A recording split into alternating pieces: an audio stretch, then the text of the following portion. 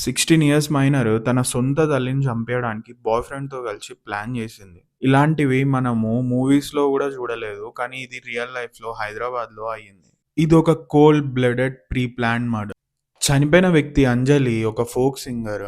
తన ఇద్దరు కూతుర్లని ఫాదర్ లేకపోవడంతో గారాబంగా పెంచుకుంది. ఎప్పుడైతే శివ అనే అబ్బాయిని తన పెద్ద కూతురు ఇన్‌స్టాగ్రామ్‌లో పరిచయం చేసుకొని తనతో లవ్‌లో పడిందో, అంజలి గారు తనని మందలించడం స్టార్ట్ చేసింది. వన్ ఫైన్ డే తన పెద్ద కూతురు కనపడకపోవడంతో పోలీస్ స్టేషన్‌లో కంప్లెయింట్ ఫైల్ చేస్తే, తన పెద్ద కూతురిని శివ దగ్గర నుండి పోలీస్ వాళ్ళు తీసుకొచ్చి అంజలి గారికి అప్పజెప్పారు. కౌన్సెలింగ్ తీసుకొని ఇంటికొచ్చినాక తన పెద్ద కూతురు ఏ మాత్రం పశ్చాత్తాపం ఫీల్ గాకుండా, రిగ్రెట్ ఫీల్ గాకుండా తల్లినే ఎలిమినేట్ చేయాలనే ప్లాన్ చేసింది. జూన్ 23న పూజ చేసుకుంటున్న అంజలి గారిని ఎలా అయినా హతమార్చాలని జెప్పి, తన చిన్న కూతురిని పెద్ద కూతురు మందలించి ఏదో ఒకటి చెప్పి బయటికి పంపియడం జరిగింది. బాయ్ ఫ్రెండ్ డీజే ఆపరేటర్ అయిన శివ తన తమ్ముడితో పాటు అంజలి గారి ఇంట్లోకొచ్చి, అంజలి గారు పూజ చేస్తుండంగా దుప్పటితో తనని మొత్తం మొఖం కప్పేసి ఊపిరాడకుండా చంపేయడానికి ట్రై చేషిర్రు.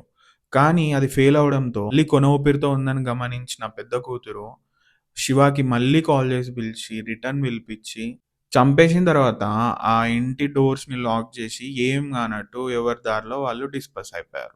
పోలీసులందరూ వాళ్ళని కస్టడీలోకి తీసుకున్నారు ముగ్గురిని. ఇప్పుడు మనం నిజాయితీగా ఆలోచిస్తే అసలు నిజమైన హంతకురాలు ఎవరు? చంపించిన తన కూతురా? లేకపోతే ఇదొక పేరెంటింగ్ యాపా? ఆర్ ఎల్స్ చిన్న ఏజ్‌లోనే పిల్లలకి మొబైల్ ఇవ్వడం వల్ల వచ్చిన ఎఫెక్ట్సా? లేదా పిల్లలతో మాట్లాడకుండా ఇంట్లో ఎమోషనల్‌గా వాళ్ళకి అవైలబుల్ లేకుండా ఎప్పుడు సైలెన్స్‌గా ఉండడమా? ఎప్పుడైతే పిల్లల్ని అర్థం చేసుకోమో, వాళ్ళతో టైమ్ ఇయ్యమో, వాళ్ళతో మాట్లాడమో, ఈవెన్ సొంత తల్లిదండ్రులు గూడా వాళ్ళకి ఒక ఎనిమీలాగా కనిపిస్తున్నారు. ఈ కేస్ ద్వారా పేరెంట్స్‌కి సీరియస్ వేకప్ కాల్ ఏందంటే, మీరు ఫుడ్ సరిగ్గా ఇస్తున్నారా? ఫోన్స్ ఇచ్చిర్రా? లేకపోతే ఎడ్యుకేషన్ మంచిగా ప్రొవైడ్ చేసిర్రా? అని చూసుకోవడమే గాకుండా, మీరు వాళ్ళకి మీ టైమ్ ఇవ్వండి. మీ ఫ్రెండ్‌లాగా ఉండండి. మీరు వాళ్ళకి మీ వాయిస్ ఇవ్వండి. మీ షోల్డర్ ఇవ్వండి. వాళ్ళకి హగ్స్ చేసుకోండి. వాళ్ళతో ఫ్రెండ్లీగా మాట్లాడండి. దీనివల్ల వాళ్ళు మీతోని ఓపెన్‌గా ఉండి, మీతో అన్నీ షేర్ చేసుకోవడం వల్ల ఫ్యూచర్‌లో వచ్చే ఇబ్బందులని మనం ఇప్పుడే అరికట్టిన వాళ్ళం అవుతాం.